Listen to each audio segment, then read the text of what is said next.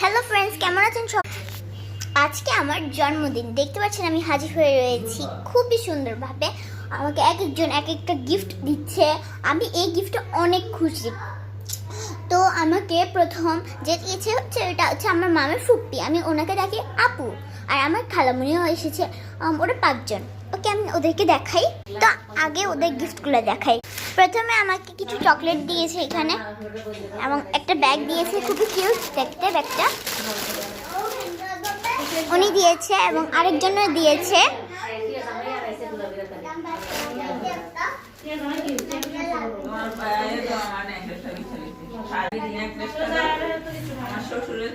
এখানে একটা